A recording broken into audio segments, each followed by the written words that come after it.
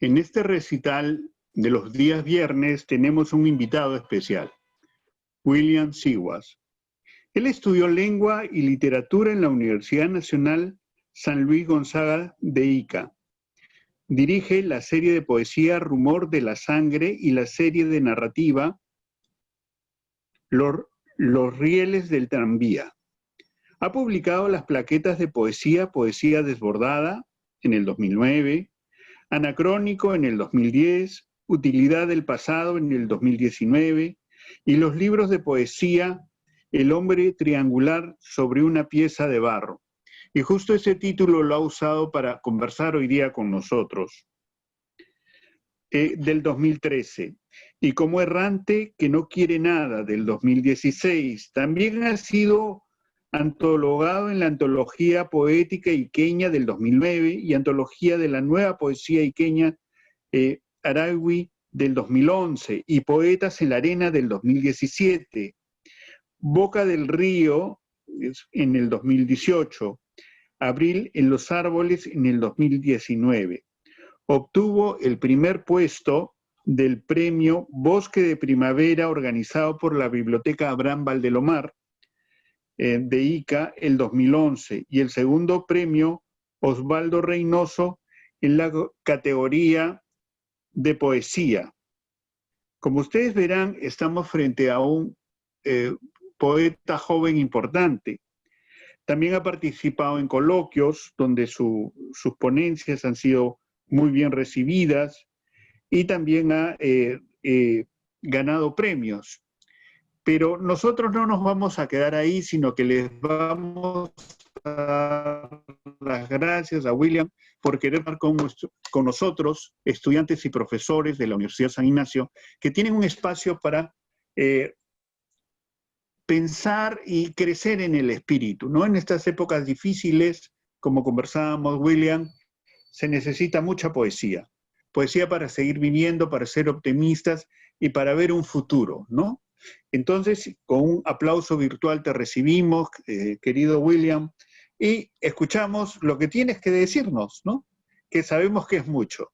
Yo apago mi cámara y paso a escucharte. Ok, Enrique, muchas gracias. Hace tiempo habíamos conversado para hacer un encuentro en algún momento, sin embargo no se pudo dar. Y esta tarde pues se ha dado y eso es lo importante, ¿no? ¿Y qué más para hablar de poesía?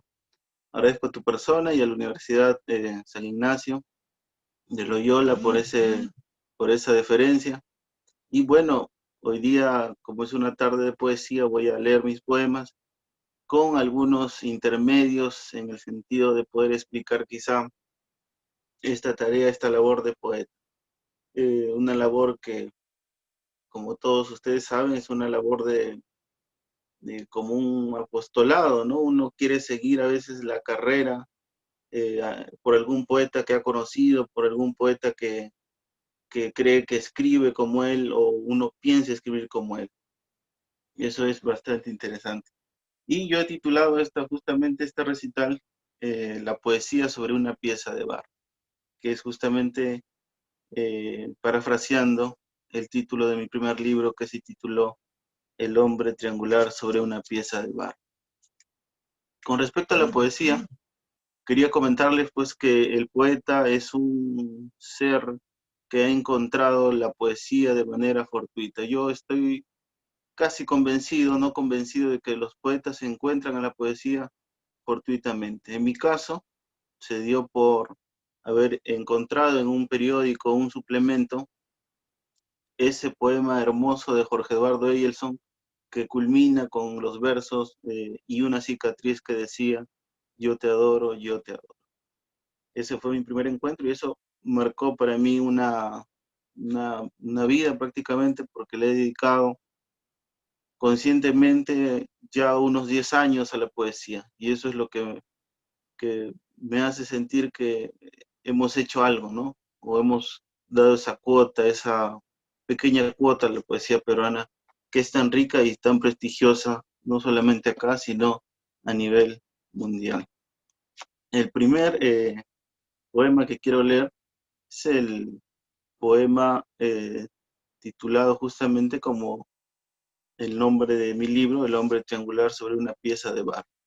El título fue dado porque creía que el Génesis, como lo plantea la Biblia, hace al hombre del barro. Y yo también creo que la concepción de la poesía es como una especie de barro, donde el poeta va moldeando ese ser, esas palabras que se van encabalgando una con otra. Entonces, gracias a ello, pude realizar este título y estos poemas de mi primer libro. Voy a compartir la pantalla, quizá como una guía para más o menos ustedes vayan revisando eh, los poemas. Yo voy a leer a través del libro impreso. A ver, aquí está.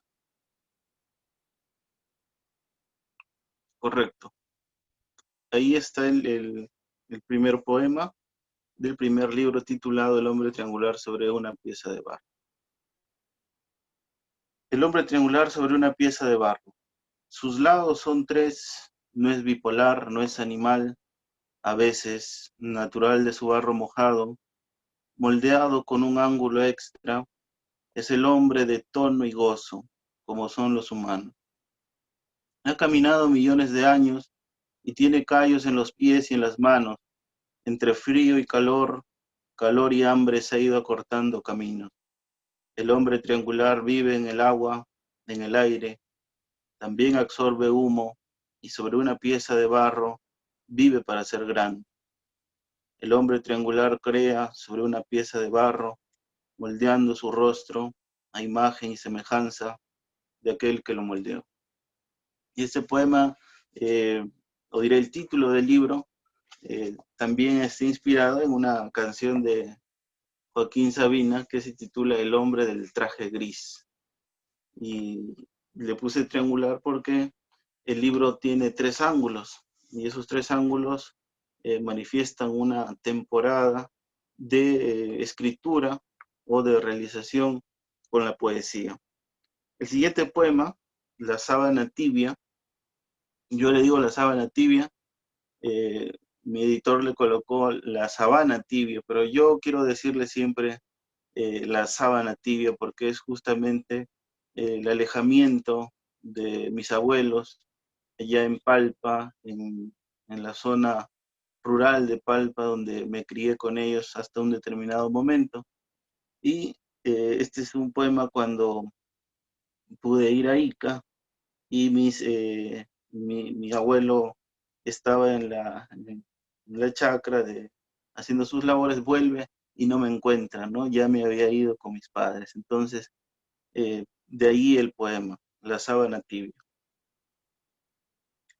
La sábana está tibia, el sol ha traspasado la estera, mi abuelo, o diré mi bisabuelo, llegará pronto de las labores del campo. Mi abuela está en la cocina y el gran olor de la comida sale fuerte, fuerte. La sábana está tibia y se está enfriando. También la comida sobre una mesa. Se sienta el abuelo y pregunta por mí. Mi abuela responde, aún no llega del colegio. ¿El colegio no queda un paso? ¿Te olvidas, viejo? Él no estudia acá, responde mi abuela. La sábana tiene hielo.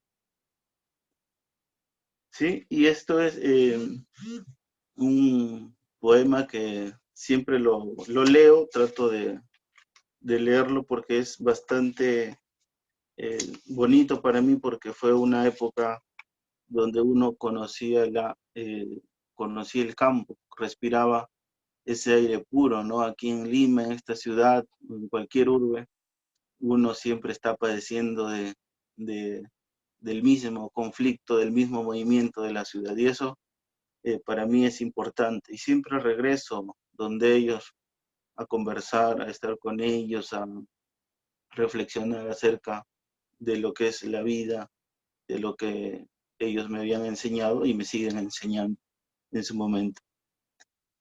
El siguiente poema se titula, voy a ponerlo acá, Poema La Memoria. El libro no tiene no tiene dedicatoria para nadie.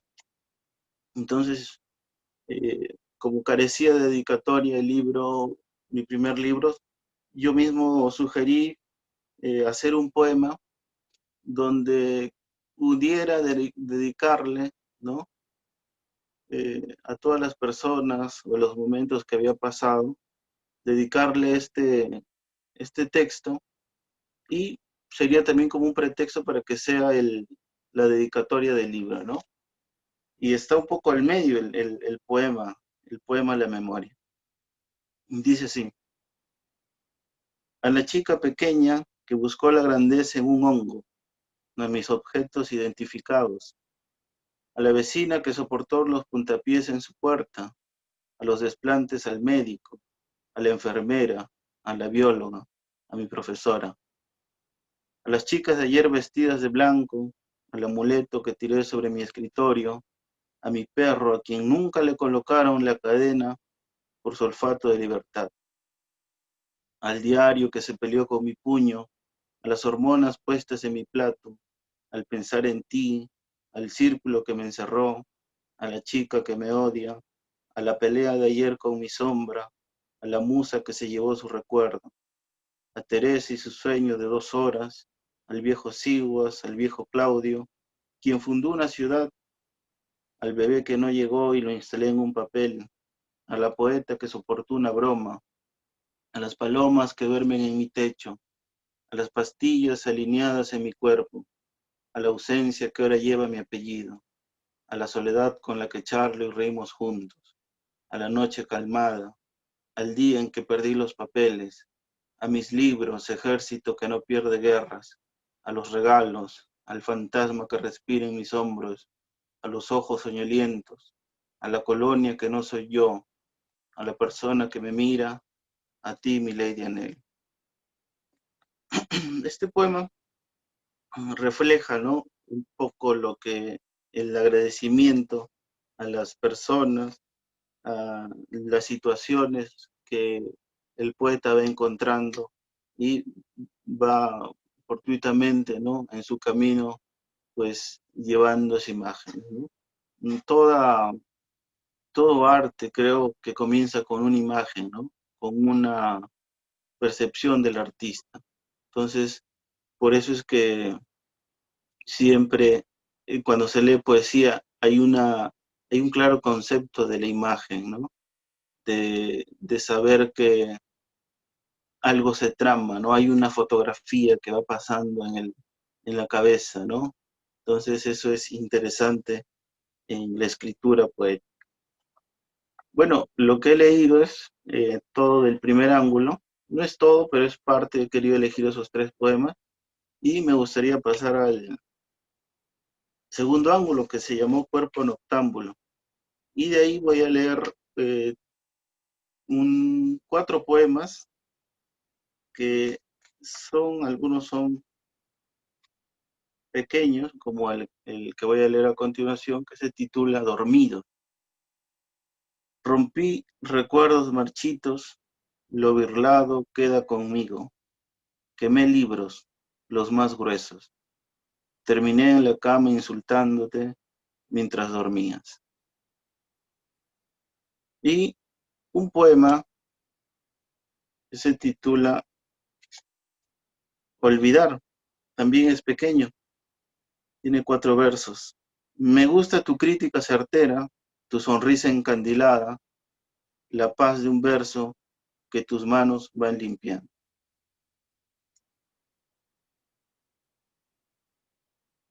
Puntos cardinales. Te quiero para sonreírle a la tristeza y a este amor nutrido por el sol, de oxígeno puro, encerrado en 4 paredes. Hay una especie de haiku, de pequeñas sentencias que voy dando en este libro, porque es un libro de versos, o diré de pequeños poemas, donde manifiesto ciertas cosas que ocurren en la oscuridad, ¿no? Como una especie de revolución, yo diría del amor, pero también de la rebeldía de la juventud. Y justamente este poema, lo haremos en silencio, fue un poema dedicado para mis amigos en la Universidad de Ica, que por cierto está atravesando por momentos complicados, ¿no? Y mis amigos, que eran más avesados que yo, siempre tenían la costumbre de tomar la universidad por algún desplante que había, alguna situación que se estaba llevando. Y yo decidí hacerle este poema que se titula Lo haremos en silencio, porque justamente ellos hacían las cosas de esa manera y a veces sorprendían a la universidad, ¿no? De pronto la universidad estaba tranquila y ellos en la noche, madrugada, tomaban la universidad y el otro día la universidad estaba cerrada y no había clases. Y me gustaba ese espíritu rebelde, ese espíritu de protesta. Entonces les dediqué este poema. Lo haremos en silencio. Lo haremos en silencio con la respiración contenida entre la soledad y el ruido. Para ser sincero, hacen falta dudas. Lo haremos en silencio entre libros viejos, con la luz nublada y las uñas largas. Tendrás el ánimo tenue y los cabellos rebeldes. Lo haremos en silencio mientras alguien cierra los ojos y todos duermen. Lo haremos en silencio sin sentir a nadie en el mundo. Lo haremos en silencio porque así está escrito. En silencio mientras ruge el desierto y las aguas beben cuerpos, mientras la ciudad termina bombardeada de basura y la noche empieza con un nuevo capítulo nocturno. ¿Sí? Y quería culminar sobre mi primer libro con el texto Carné al Edén, que justamente es el tercer ángulo que tiene el libro, ¿no? Y este poema, contarles un poquito de qué trata. Yo fui a vivir con un tío a una pequeña hacienda abandonada, que fue de un familiar de su esposa, y realmente la pasamos bien porque no había energía eléctrica, entonces estábamos con lamparines. En la mañana había que trabajar en el campo y se criaban algunos animales. Y este ángulo nace justamente por eso, porque vivía en una especie de paraíso, en una especie de confort, con sus cosas, sus precariedades, pero había una felicidad, ¿no? Ahí que fluía, entonces me gustó. Y yo titulé este ángulo en honor a esa época con mi tío en el campo. Y bueno, y aquí fabulo una especie de una mujer que entra, ¿no? Y que eh, lleva un niño y luego nace otro niño. Y esta especie de fecundidad es la que a veces la humanidad no siempre ha querido, ¿no? Hay pueblos que quieren más niños, hay pueblos que no. Y eso me ha parecido también un tema bastante interesante. Carné al Edén. Entró en la casa una mujer flaca, exprimida como ropa en tina, lista para lanzarla al sol. Ha llegado, es una viajera.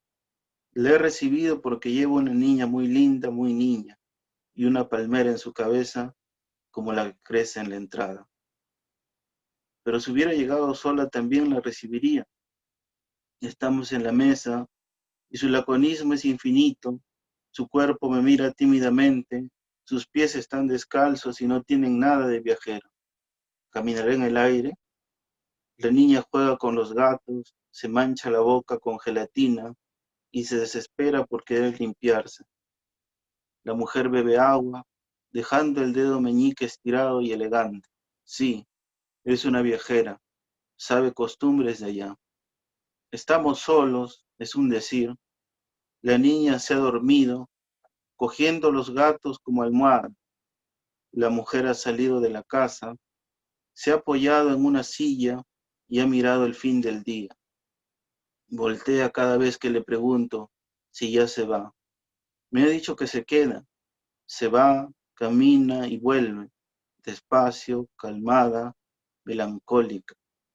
Se abraza sola, sus dedos se entrelazan a su espalda, sonríe, le río, me mira, la miraría, pero hay cosas que hacer, no sé qué. Exclama, me quedo, y el llanto del bebé despierta al otro. Bien, esta primera parte dedicado, bueno, ahí está el poema que no le había colocado. Esta primera parte dedicado a mi primer libro. Hay dos plaquetas antes de mi primer libro. Los que eh, saben que son plaquetas, ¿no? Son pequeños cuadernillos, son una especie de demos, cuadernillos de poesía donde se adelanta una obra. Y yo cuando quería publicar el primer libro decía que iba a colocar poemas de esas plaquetas, esas dos plaquetas tituladas Poesía Desbordada y Anacrónico. Sin embargo, nunca los coloqué y los dejé como estaba, y el año pasado los reuní en otra plaqueta titulada Utilidad del Pasado, que justamente lo leyó el profesor Enrique, y si me da el tiempo voy a poder leer al final de esta conversación, de este recital. Eh, y ahora quería pasar al libro, Como Errante que no quiere nada, que justamente es el último libro que he publicado, ya hace 4 años. Y este libro tiene una historia, porque es justamente la historia de mi familia. Para escribir este libro tuve que hacer conversaciones con mis familiares, anécdotas, encontrarme con fotografías en blanco y negro, todas esas cosas que uno a veces sin querer encuentra en la casa de la abuela o del papá. Y vaya que me encontré con cosas interesantes y yo decidí escribir este libro en honor a ellos, y porque hay una cosa que me, me conmovía mucho y me decía algo al oído, ¿no? Mi familia es campesina, mi familia es obrera, y en la época que yo ingresé a la universidad, nadie había pisado la universidad, ¿no? No es una presunción, pero es para la anécdota. Entonces, como nadie había pisado la universidad, yo decía, estos hombres no han sido académicos, no han sido hombres que se hayan instruido, pero yo creo que en lo que hacen, la sabiduría pues les ha ayudado a vivir y a soportarse. Y por parte de, de mis abuelos paternos, tenía obreros, campesinos, algunos técnicos. Y por lado de mis abuelos maternos tenía viajeros, tenía choferes.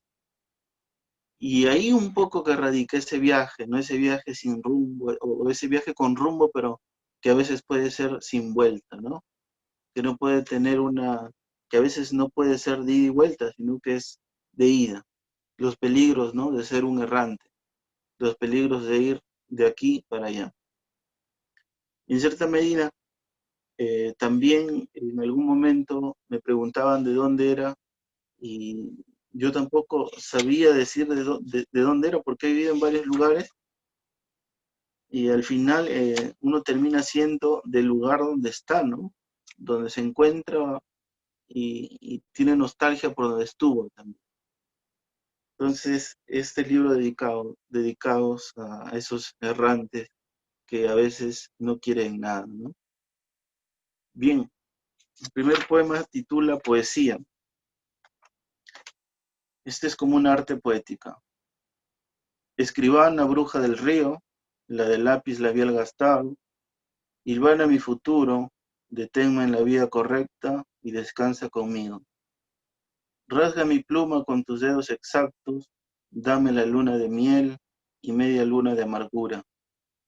Ayer y mañana, muérdeme con tus dientes de hielo y borra lo escrito. Dame el verso punzo cortante para saltar de la cama, beber tinta e incrustarme la pluma en el corazón. Dame el pliego uniforme para el siglo XXII. Piérdete en la ciudad, escribana, bola mágica color caqui, que ruedas y ruedas buscando un almanaque, alguna fecha y parar solemnemente. Bruja del río, escribana, la del lápiz labial gastado, 30 páginas más, por favor. El siguiente poema, titulado Que todo no se olvide, tiene que ver justamente con esa época de que uno a veces va escribiendo, ¿no? Y que se convierte en historia. Los libros de historia son fascinantes porque cuentan un hecho y parecido a la poesía se revive el hecho, ¿no? Y se vuelve presente. Y yo escribo esto como una manifestación de que no se olvide todo, ¿no? Que se escriba, que se manifieste, que todo no se olvide. Alguien escribirá de esta época en un tiempo futuro. Alguien dirá que nuestros escritos fueron geniales e incompletos. Dirán que nuestros antepasados, no importa, que fuimos mezcla de rebeldía y libertad, que nuestros padres no leyeron libro alguno, esto tampoco importa, pero trabajaron para adquirirlos. Como un caso político intimidador, alguien, aquel que escriba biografías, revolverá la historia, la verdad de nuestras mentes, nuestras almas, correrá por hemerotecas y videotecas. Algún resultado tendrá que acudir a ellas, salvo que nos encuentren atados a las palabras, pero nunca dirán que fuimos malos, solamente apocalípticos. Alguien escribirá de esta época y espero no ser yo.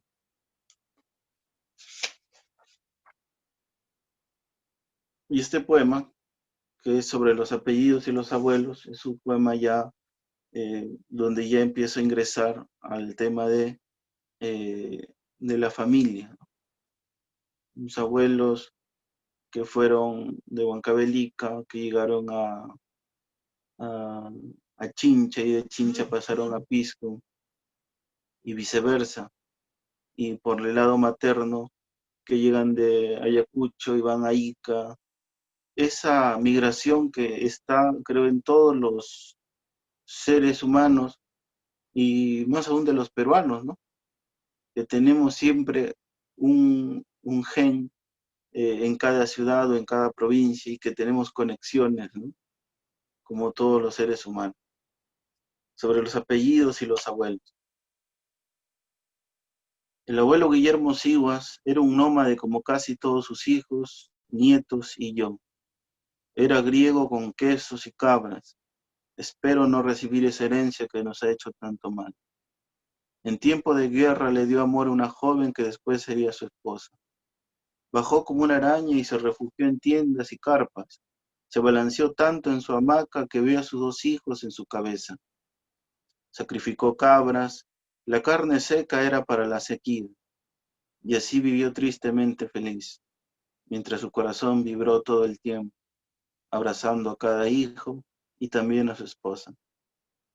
Zacarías Siguas introdujo en sus libros boletos y mucha lana. Fue brujo del sol y de la luna para una agricultura perfecta. Su esposa era alta y con trenzas. Se llamaba Juana. Jamás la conocí. Me hubiera gustado. El gusto es mío, señora. Solo la vi en un cuadro en blanco y negro. Tenía la mirada cansada. Eso habrá sido en 1880. Desde esa fecha recuerdo todo por intuición. Esta señora Juana que aparece en el poema es mi bisabuela, que solamente la conocí por cuadro como la mayoría los conoce. Sin embargo, a mi bisabuela por parte de mamá y bisabuelo, sí los conocí y los conozco. Mi bisabuelo ya falleció, pero mi bisabuela está viva y es una gran, me siento afortunado en ese sentido. Y hice el poema pensando en si hubiera conocido a mi bisabuela por parte del papá, hubiera sido doblemente afortunado. El siguiente poema está titulado Lechuza. Es un poema dedicado a Comatrana. Los que conocen Ica, o de repente algún día conozcan, hay un lugar llamado Comatrana, que está muy cercano al Huacachín.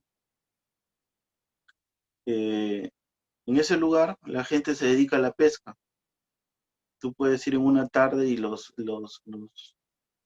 señores, las gentes están arreglando redes, están eh, cosiendo algún saco, arreglando alguna madera, alguna red.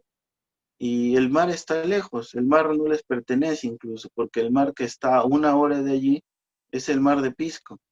Y a veces tienen que ir por la Panamericana a buscar el mar para poder pescar y luego venir. Es un lugar donde se dedican a la pesca, pero no tienen un mar. Es algo contradictorio. Y en su momento fue un lugar lleno de hechicería, lleno de brujos, de curanderismo artesanal, y esta cuestión de pasar el huevo a las personas para un susto, el llamado, el llevar una prenda a una huaca perdida o un desierto. Eso tiene que ver mucho con ello. Y yo viví aproximadamente unos 7 años, a 8 años, más o menos allí. Y escribí este poema. Y tiene que ver con un animal bastante supersticioso, no solamente en Ica, imagino que acá también, en Lima, y en diversos lugares de- del Perú. Lechuza. Acá en Comatrana, cuando canta la lechuza, es el presagio de una muerte. Hace 2 años el ave canta sobre el aire y tengo miedo. Sostengo mi cuerpo, la mitad del sol cortado, y siento que muero. En Comatrana se cura el daño y es posible que te enamore. Yo estoy a punto de salvarme. No me quiero casar por ahora. Después vienen los problemas más frecuentes. Eso lo saben todos. Dubitativo a veces mi felicidad, con más versos para mí mismo, se eleva y fuga. No me importa saber que no he sido el primero. Te quiero amablemente. Es que te has convertido en un boleto de viaje, tirado e inservible para otro destino. Después de tantas clases amatorias, ¿cómo morir en un lugar donde te curan apaciblemente, solemnemente, ceremoniosamente, con el mismo animal que te quiere matar?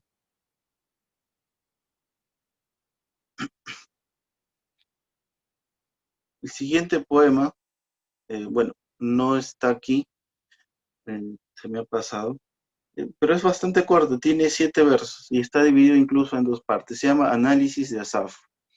Dentro de la Biblia, los que han leído la Biblia, los que tienen conocimiento, hay un personaje, hay muchos personajes en la Biblia, muchos personajes que a veces calan en cada, ¿cómo se le puede decir? Eh, calan en los que lo leen. O sea, hay una partecita de ellos, pero a veces ya no aparecen más en la Biblia. Y ese es Asaf. Asaf era ministro de música del pueblo de Israel y era como una especie de director del ministerio de música que cuidaba el arca de Dios. Y entonces quise poner las palabras en la boca de Asaf y salió esto. Análisis de Asaf. 1. Mi refugio es la poesía, con o sin espada, siempre afilo el lápiz. 2. Yo escribo mal, lo que ocurre es que un Dios guía esta mano.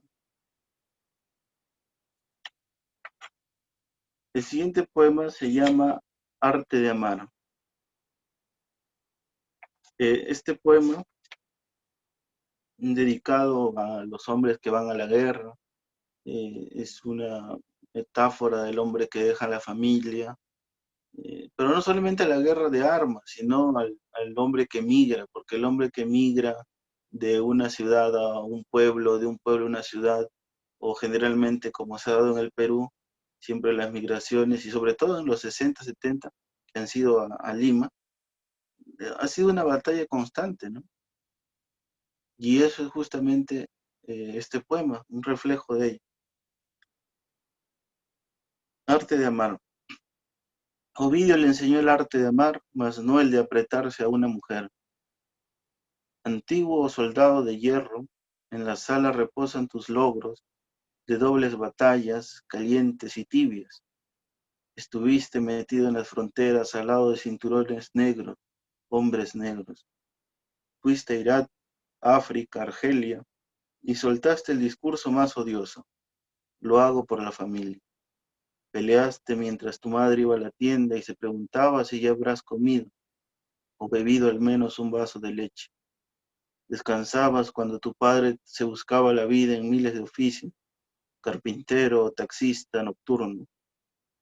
O cuando haces sonar el timbre de la casa de uno de tus amigos de la escuela y van a tomarse unos tragos mientras saboreas el dolor insatisfecho de la vida y otros hacen lo que más les gusta. Tú sigues empuñando esa maldita invención del hombre. Es el arma más sofisticada para la era primitiva que vivimos. Te interrogas y no te respondes. Todo pasa, te decía papá, todo. Y has visto una mujer decente a la que recurres por agua y besos y te quedas desnudo en su cama haciendo poesía épica. Y entonces entonas el himno de tu patria en su seno. Ahora sí sabes lo que es amar. A la larga, uno nunca sabe por qué se viste.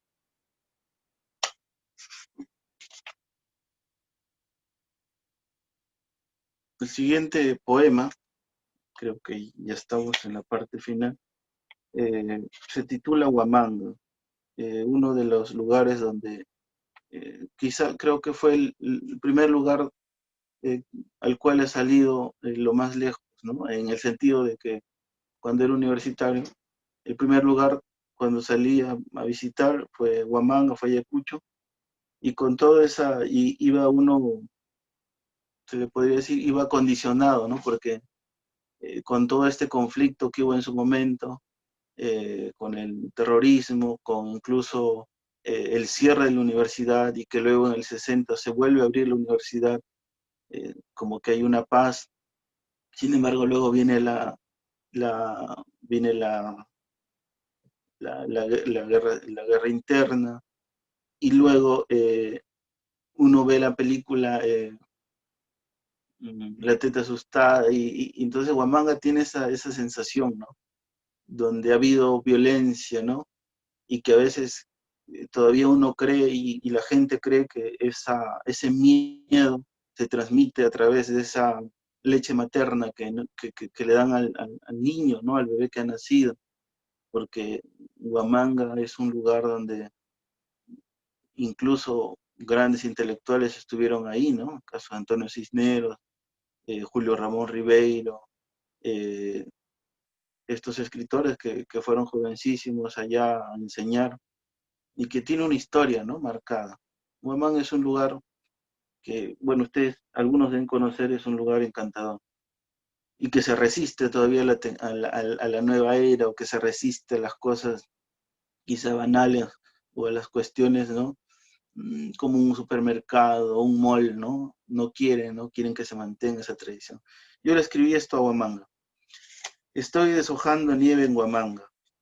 ¿Habrá nieve en Huamanga? Las hojas caen como la ciudad inclinada y desmiente que alguna vez fue herida. En Quín no se sabe que pase silencio y estoy sosegado como frío en el témpano. Planificaré mis ganas de volver para sostenerme a miles de piedras. Una avenida con aire y sol claro nos despierta, la lluvia también. Se resbala la gente en su viejo calzado, un arco iris en la plaza mayor pinta Huamanga y brilla como un durazno ilustrado. Huamanga apunta su secreto, ese es no dejar ir al forastero.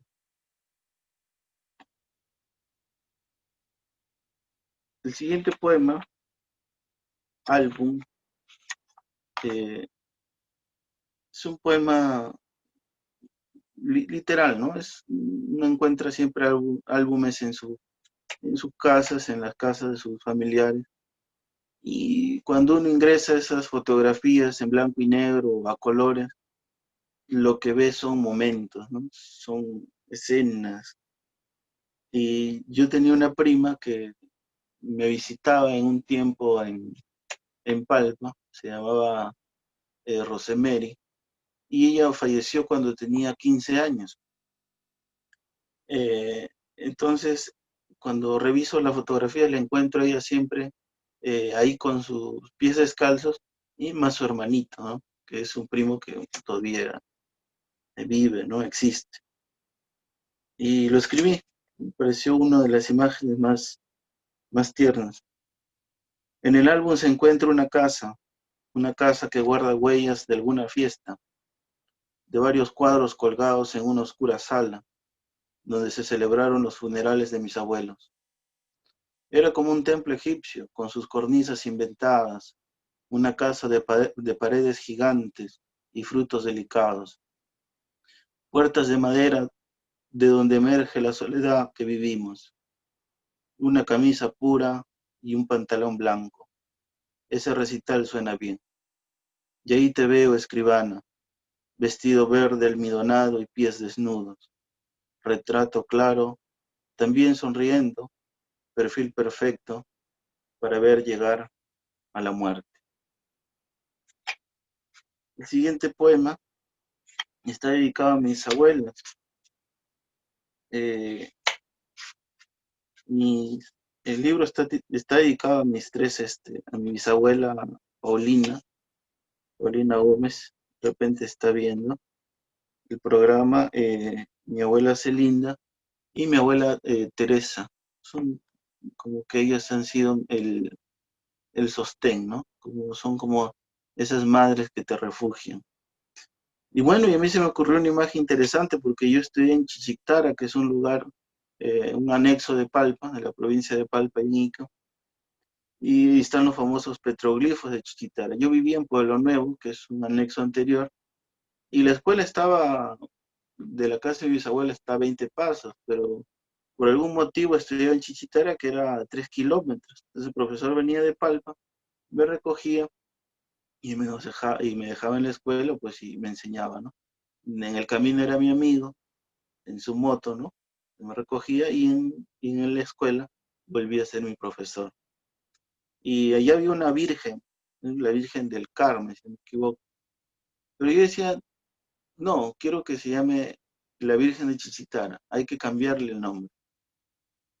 Y le cambié el nombre y dije, bueno, esas personas son mis abuelas, que siempre cuidan de uno. Era una idea, es una idea quizá errónea en su momento, pero me gustó la idea porque justamente aquí hay un verso, que es el que titula el libro, que es Como errante que no quiere nada. La Virgen de Chichitara. La Virgen de Chichitara no mide más de 4 cuartas, tiene el rostro rosado como el atardecer en Venecia, y su mirada se pierde como siempre. Su capilla es alumbrada con Petromax, no se le puede mirar si vas tambaleándote y diciendo que tu esposa es tu casa. Mejor es huir cuando la Virgen ve la oscuridad, se va y vuelca su perdón a sus hijos. Le he vuelto a ver después de 13 años, se me cae la cara de vergüenza y el cigarrillo de la boca. Entonces, madre mía, te miro a medias y me voy como errante que no quiere nada. Te regalo un collar de ucayali, de pescados y hierba. ¿Cómo me has dejado más de una década sin permiso, entre canto y ruidos espantosos? ¿Cómo? Alquilé una casa y me escapé para verte. Ahora sí me has regalado un permiso, dichoso, acompañado, sin mucho discurso. Nota.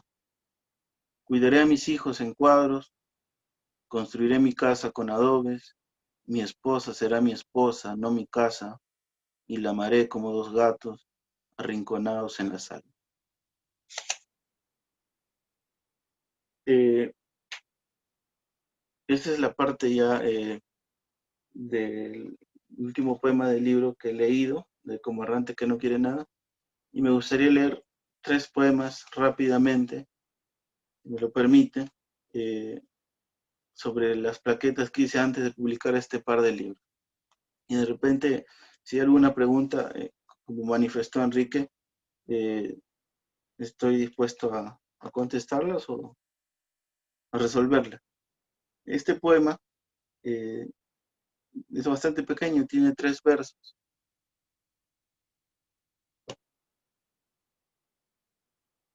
Perdón, quiero iniciar con el poema Búscame, que fue el primer poema que escribí seriamente a los 19 años, y la verdad es que me gustaría leerlo. Es un poquito largo, pero voy a intentarlo hacer lo más rápido posible. Se llama Búscame. Tiene un epígrafe del poeta Antonio Cisneros que dice: al buscarme puedes hacerlo recorriendo ruinas y patios extranjeros. También mi sangre es continua entre la hierba y en la orilla de tu corazón. El poema dice: los días son vagos, los niños nacen, el tedio se apodera de los laboriosos y la poesía es de todos. Búscame en la soledad, en los días oscuros, en tus besos, en la dualidad de tus brazos y en tu mente hermética. Búscame sin sorprenderte de algo insólito, de mis cabellos, de mi físico, de mis rodillas. Que tus manos toquen este rostro ya marchito, este pecho ya clavado, estos dedos ya incompletos. Todo se acaba, decía alguien mundano, que se acabe mirando tus pupilas despistadas, tus labios abiertos de la impresión inevitable, tus senos erguidos del momento llamado ficticio, tus piernas firmes como el obelisco de Quino. Más allá, una molécula de tu vientre germina un ser pequeño de carne y huesos cartilaginosos.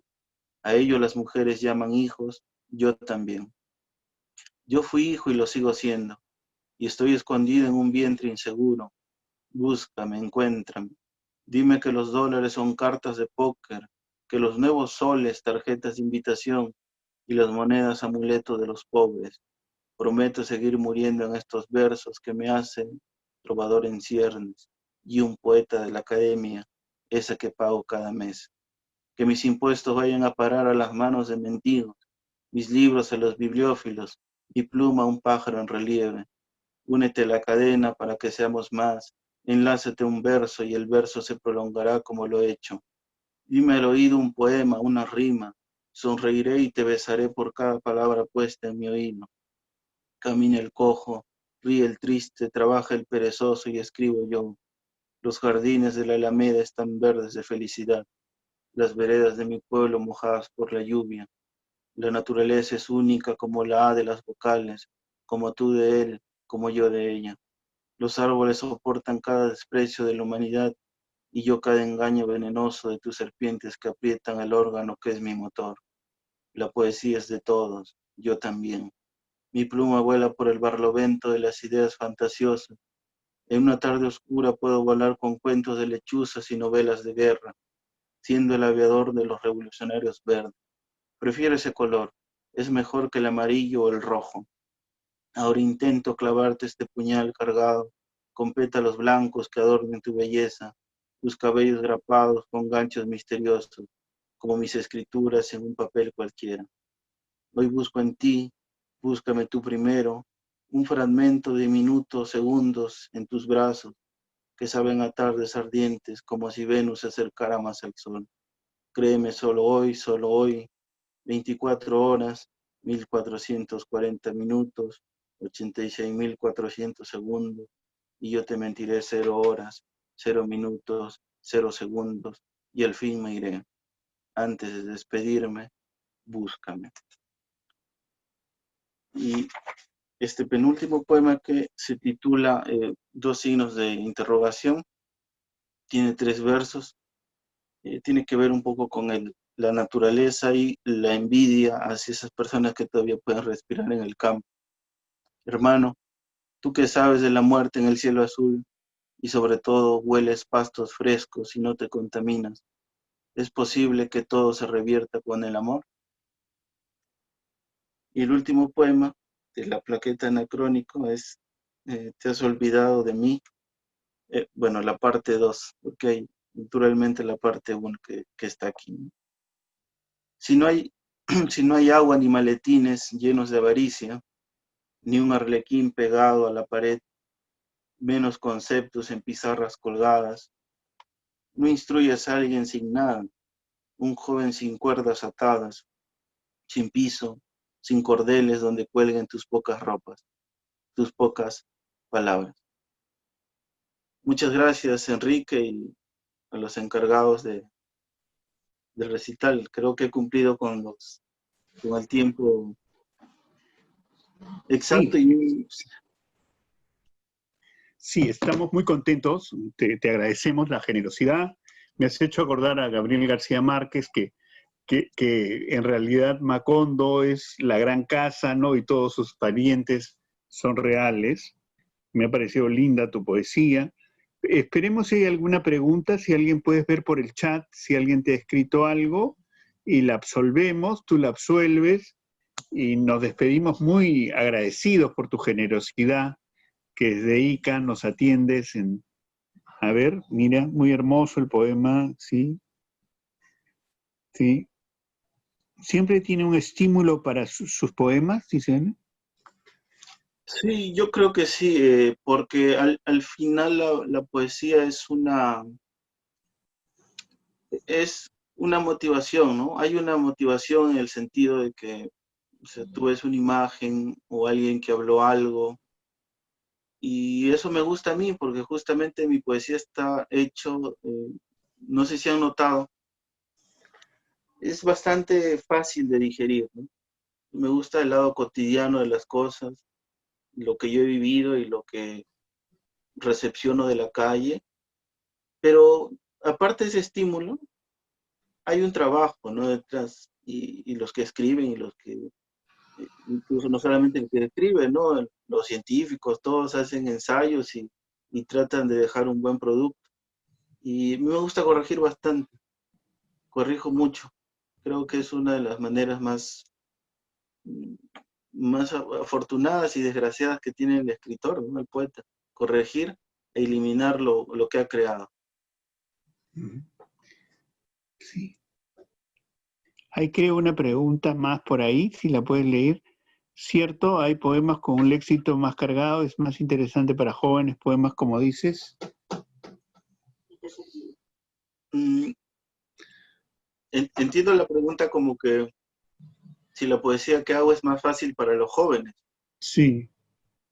Sí, no creo, porque yo conversando con los poetas ya más consagrados, incluso pude tener la oportunidad que cuando publiqué mi primer libro, el doctor Mario Montalvetti, el profesor, comentó en una entrevista sobre mi libro y luego yo le he editado su poema Cuásar en una plaqueta, tuve la oportunidad de hacerlo y cuando me reuní con él y que me regaló una hora de su tiempo, él me comentó que a veces escribir fácil es difícil, ¿no?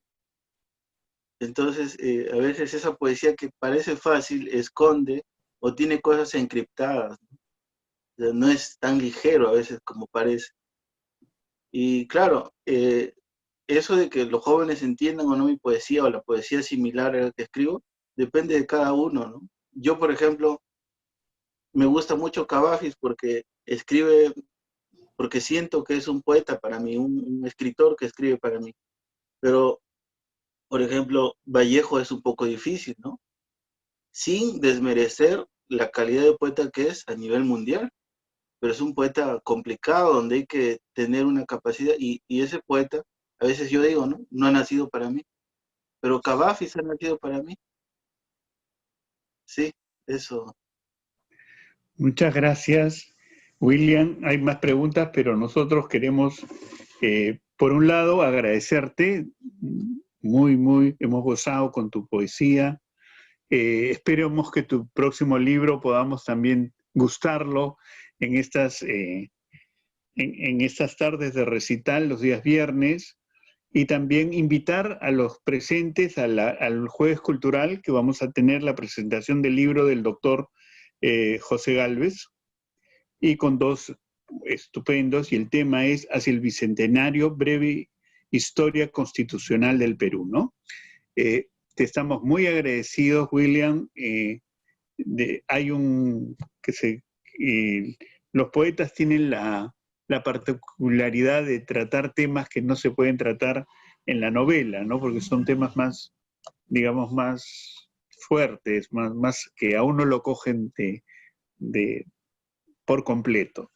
Y entonces has sido privilegiado de los dioses, como dicen los griegos, así que vas a tener que sufrirlo hasta el final. Un gusto haberte conocido ahora sí en vivo, y a todos los invitamos que nos vean en las redes, por favor, estén atentos, que nosotros vamos a seguir propiciando encuentros culturales. Gracias a ti, William, por tu generosidad, por tu tiempo para con nuestros estudiantes. Muchas gracias, y gracias a ustedes también. Gracias, Susana, gracias, Mónica, gracias, Alfredo, por toda la ayuda que nos dan. Nos vemos. Un abrazo. Chao.